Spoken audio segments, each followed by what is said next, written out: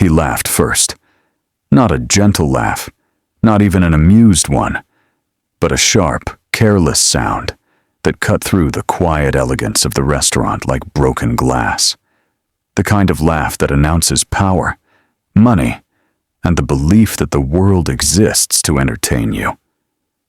The waitress froze for half a second, tray balanced in her hands, as the rich man leaned back in his chair, smirked, and said loudly, "Speak Italian." What happened next would leave him, and everyone watching, completely speechless. Before the story truly begins, let me ask you something from the heart. If you believe in kindness, second chances, and the quiet strength of dignity, please take a moment to like this video, comment your thoughts, share it with someone who needs hope today, and subscribe to Kindness Stories. Your support helps stories like this reach more hearts. The restaurant was one of those old European-style places where everything felt expensive, from the polished wooden walls to the soft golden lights reflecting off crystal glasses. Conversations were low and refined, the air filled with the smell of wine, fresh bread, and unspoken status. At the center table sat the man everyone noticed without trying, tailored suit, confident posture, a watch that probably cost more than a small apartment. Wealth clung to him effortlessly. Across from him sat a woman dressed in red, elegant and sharp, her expressions dramatic, her eyes constantly searching the room as if measuring who mattered and who didn't. They were clearly used to attention, used to being served, used to being admired. The waitress approached their table with careful steps. She was young, not more than her mid-20s, wearing a simple uniform that fit her slender frame. Her hair was neatly styled, her face calm, but tired in a way only long shifts and quiet struggles could explain. She carried herself with professionalism, yet there was something softer about her, an air of humility mixed with determination.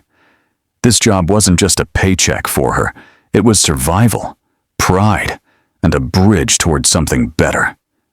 She spoke politely, her accent gentle, her words clear, though not perfect. It was enough for any decent human being. But the man didn't want enough. He wanted dominance. He wanted to feel superior. As she explained the specials, he interrupted her, smiling broadly, eyes glittering with amusement. He repeated her words mockingly, then laughed again, louder this time. He leaned toward his companion, as if performing for her, and said the words that would change the entire night. "If you're going to work here, at least speak Italian properly." His tone wasn't instructive. It was humiliating. The surrounding tables grew quieter. Some diners looked down at their plates. Others exchanged uncomfortable glances. No one said anything. The waitress felt the heat rush to her face. Her fingers tightened slightly around the tray. She had heard comments before about her accent, her background, her place. She had learned to swallow them, to smile and move on. But something about the laughter, the way he looked at her like she was a joke rather than a human being, struck deeper than usual. Still, she nodded politely. She did not argue. She did not defend herself. She simply apologized softly and turned away. As she walked toward the back of the restaurant, her steps were steady, but inside her chest, a storm was forming. Memories surfaced uninvited, long nights studying alone, leaving her home country with nothing but a suitcase and hope, promising her parents she would make something of herself. She remembered being told she didn't belong, that she wasn't enough. Tonight felt like all those voices had found a single mouth. In the kitchen, she paused. The noise of clattering dishes and murmured instructions surrounded her, but she stood still, breathing deeply. She had a choice. She could cry quietly and continue the shift, or she could do something else, something she had never dared to do before. When she returned to the table, the man was mid-conversation, still enjoying himself. He barely noticed her presence until she gently placed the plate down. Then she looked at him, not with anger, not with fear, but with a calm that made him pause. She began to speak again. This time her voice was different, confident, clear, and fluent. Perfectly fluent Italian flowed from her lips, rich in tone, precise in structure, elegant in delivery. She didn't rush. She didn't stumble. She spoke with the ease of someone who not only knew the language, but respected it deeply. The table went silent. The man's smile vanished, as if it had never existed. His eyebrows lifted slightly, confusion flashing across his face, followed by disbelief. The woman across from him stared, her mouth slightly open, eyes wide. Nearby diners turned fully in their seats now, attention locked onto the moment unfolding before them. The waitress continued, calmly explaining the menu in Italian, adding subtle details about the ingredients, the history of the dish, and the chef's inspiration. It wasn't just language, it was mastery. When she finished, she paused for a second, then added a final line in flawless Italian, her tone respectful, yet firm, making it clear she had understood his mockery earlier and chosen dignity instead of defense. Then she smiled. Not a sarcastic smile, a genuine one. And she wished them a pleasant evening before walking away. The man sat frozen. For the first time that night, he had nothing to say. No clever remark, no laughter.